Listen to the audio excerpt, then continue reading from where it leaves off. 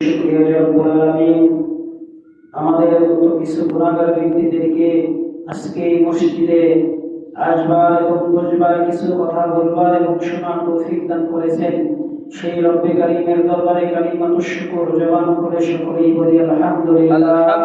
আল্লাহ তাআলা আমাদেরকে পৃথিবীতে পাঠাইছেন একমাত্র তার ইবাদত বন্দেগী করার জন্য, এবং আল্লাহ তাআলা যখন আমাদেরকে পৃথিবীতে ইবাদত বন্দেগী করার জন্য পাঠাইছেন, আমরা যদি ইবাদত বন্দেগী করতে নারাজ থাকি, নারাজ হয়ে যাই, আল্লাহ তাআলা বলেন যে বান্দারা তোমরা আমার আকাশ সীমা এবং আকাশের চাদরের নিচ থেকে তোমরা বের হয়ে যাও।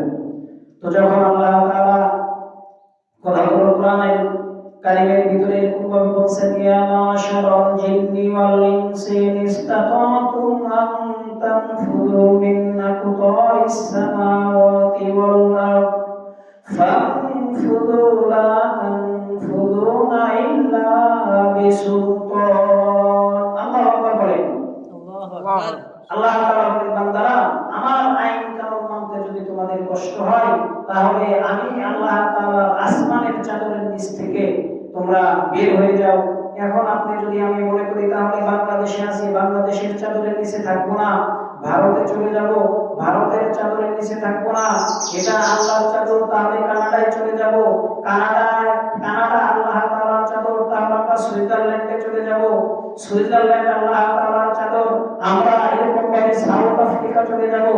আমরা যত দেশ পৃথিবীতে আল্লাহ তাআলা বানাইছেন, পৃথিবীতে যত কিছু আছে সবকিছুই আল্লাহ তাআলার চাদরে ঢাকা। অতএব এই চাদরের নিচ থেকে আমার আপনার বাহির হওয়ার কোনো সুযোগ নাই। যেহেতু নাই, আমাকে আপনাকে বিপদে আপদে সব সময় ডাকতে হবে একমাত্র কাকে? আল্লাহকে। অতএব আমরা যেহেতু আল্লাহকেই ডাকবো, অতএব আমরা আল্লাহ তাআলার ইবাদত বন্দেগী করে এই পৃথিবী থেকে চলে যেতে চাই। সবাই রাজি আছেন কি নাই? ইনশাআল্লাহ। সবাই আল্লাহ তাআলার এই কালিমাকে পবিত্র করবার জন্য, আমরা আল্লাহ তাআলার এই দুনিয়াতে ইসলামকে প্রতিষ্ঠিত করার জন্য এবং সর্বোপরি মুসলমান হয়ে কবরে যাওয়ার জন্য আল্লাহ তাআলা আমাদের সকলকে তৌফিক দান করুন। ওয়া আখিরি দাওয়ানা আলহামদুলিল্লাহি রাব্বিল আলামিন।